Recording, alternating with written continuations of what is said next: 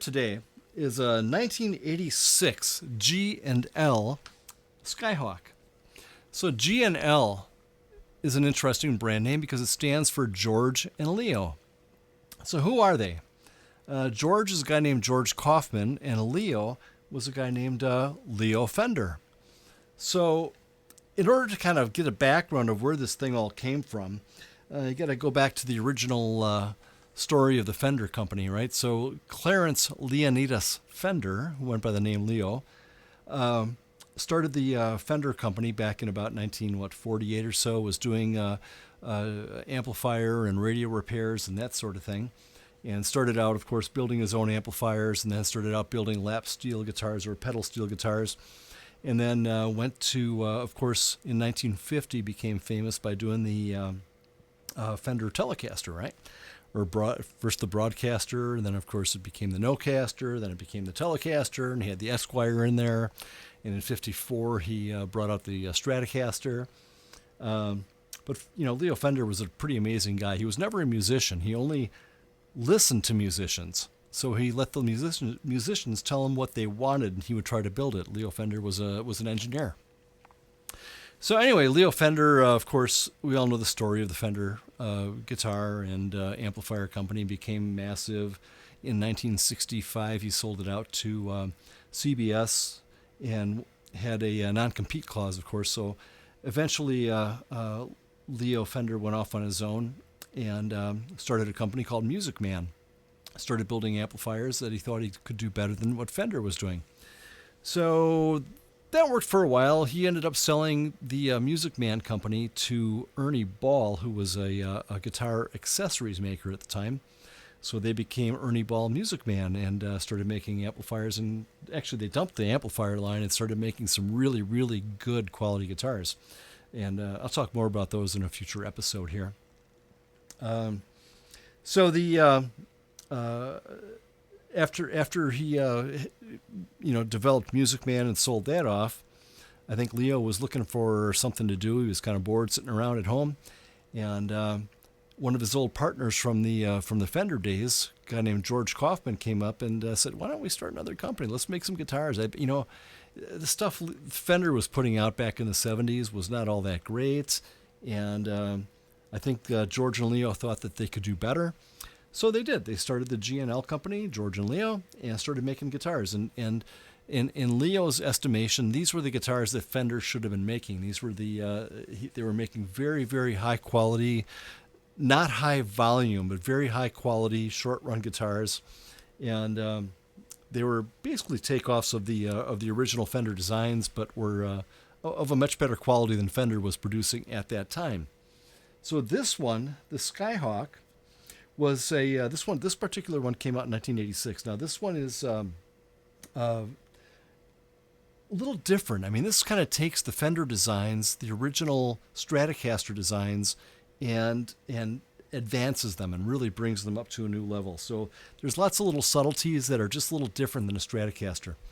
Now, let me preface this by saying that I don't like Stratocasters. I've never been a Fender Strat player. Now, let me also clarify that by saying that I love other people playing Stratocasters. I love the tone. I love what they can do. I think they're great guitars. I just don't like them for me. I've never been able to bond with a Stratocaster, and I've never been able to it's just never really got me, right?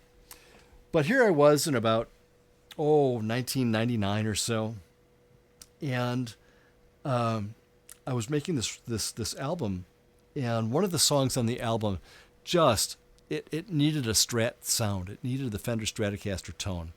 And I didn't have a Strat. I didn't have anything that could really approximate it. So I thought, I should really have one. So I went out and I went shopping. I had a little bit of money. So I must have played, 50, 60 different Stratocasters. And I just couldn't find one that I liked. I just didn't bond with them at all. So I was at Uncle Bob's one day, and Uncle Bob's music store. And the tone I was looking for, it didn't have to be a Strat. It just had to have that tone. So I found a guitar there, and actually, interestingly enough, it was a Steinberger, which, if you know Steinberger guitars, they were funky looking guitars, very small, kind of trapezoidal bodies with no headstock. Tuners were down here at the bottom. Really interesting little guitars. But this one had that tone. It sounded great, and I really, really liked it. But being me, I'm never just going to jump at it, right? So I went home and thought, I got to sleep on this a little bit before I buy it. And I said, I'm going to go get it, right? So I went back, and it was sold. It was gone. So c'est la vie. I didn't get the guitar. But while I'm there kind of rummaging around, I was talking to the guys in the shop and telling them what I was looking for and what I wanted. And they said, hey, check this out. It just came in on trade. So they brought out this the Skyhawk. And the owner of this guitar who had traded it in was a kind of an eccentric Milwaukee blues guy. A really, really nice guy, but just a little bit out there. His name was Terry Frank, and he had... what's his name? Terry Frank and Bone Deluxe. Was that the name of his band? Anyway, he was pretty popular back in the 80s, and Terry was a good guy. So anyway, I played the guitar and I thought, shit, this thing's pretty nice. I do kind of like this guitar, and I didn't totally bond with it. You know, it didn't like overtake me like some other guitars have, but I liked it. It for a Strat, it played really well. It sounded really good, and I thought it was really, really cool. So I bought it. And that was what I said, about 1999, 2000, somewhere right around there that I bought it.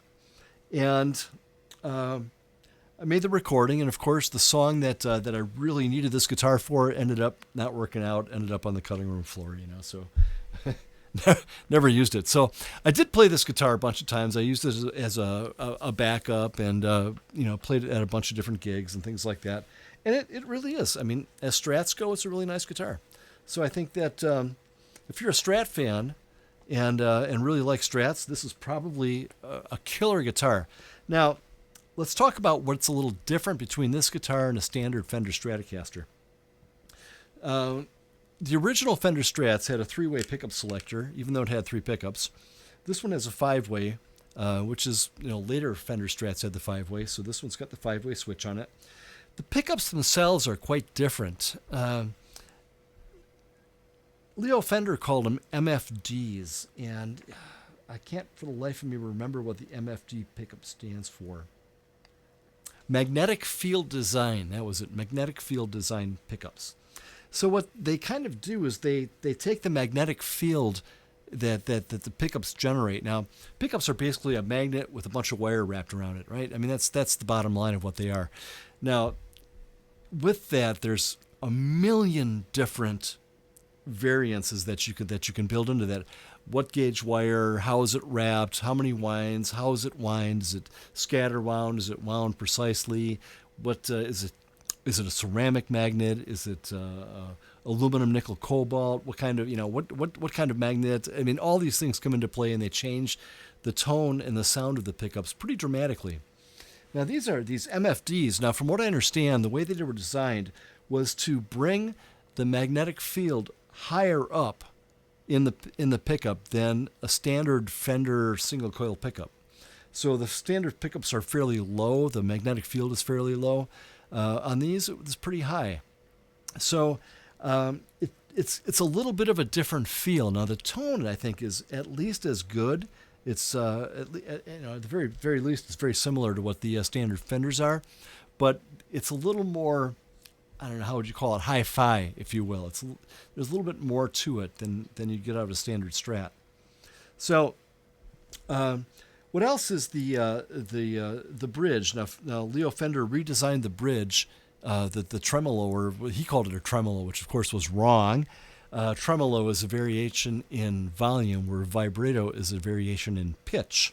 And what this does is it creates a variation in pitch, so therefore it's a vibrato bar. And so anyway, Leo screwed up. He called it a tremolo, but it's actually a vibrato. But anyway, he redesigned this to be a lot more effective and a lot more robust than what they were building in the Fender Strats. So it does. It works really, really well. It's a good vibrato. I'll show you that in a little bit of a minute here. Otherwise, it's a pretty straight ahead Strat. I don't know what else to say. I'm not entirely sure of the wood that this is made out of. I think it's alder. That's the most common. It's got a maple neck. It's got a rosewood fingerboard. Standard tuners. Nothing fancy or outlandish there. It's got separate. It's got one volume control, master volume control, and then separate bass and treble cuts, which is a little bit interesting too, as opposed to having separate one tone control and a couple of volume controls, which is more common. So anyway, let's wrap through it. I'll show you what it sounds like. This is using now because it's a 5-way pickup switch. I can get the neck pickup by itself. I can get the neck pickup and the middle pickup. I can get the middle pickup by itself, and I can get the bridge pickup and the middle pickup out of phase, so that becomes a humbucker, if you will, and then the bridge pickup by itself. So there's one humbucker setting on here. The rest are all single coil settings. So you may pick up some of the noise that comes out of this thing, because single coil pickups are by their nature noisy. So anyway, let's play with it a little bit. I'll show you what I'm talking about. This is the neck pickup by itself.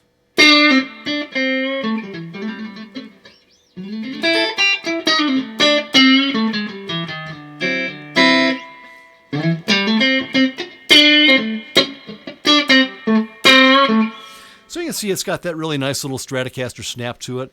Using the neck pickup, you get a little bit more of that little bit lower end, a little bit richer, bassier sound.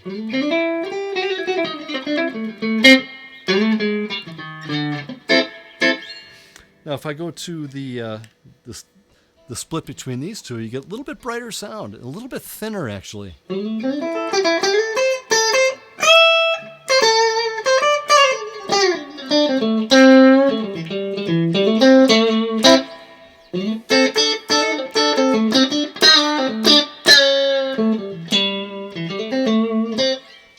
Now, if we go to the middle setting, we go to the middle pickup. At least I think that's what it is. I'm not entirely sure how these pickup switches work, but I'm just guessing.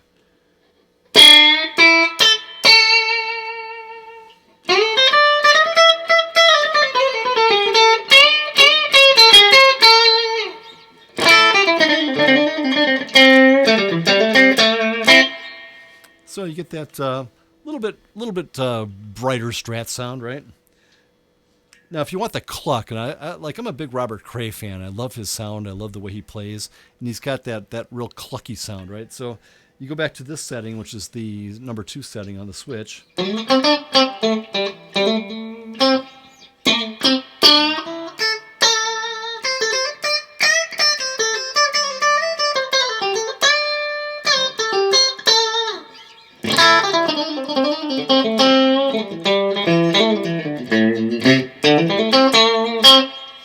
So I like that sound. That's one of my favorite sounds on this guitar, is that cluck, right?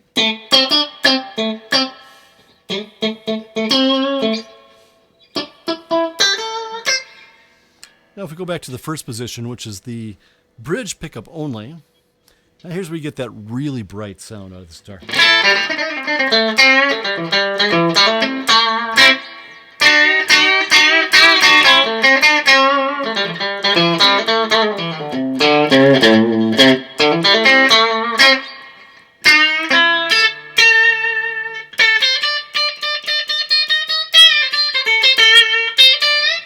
So it's kind of a thin sound, but it works. I like it. It's a cool sounding guitar.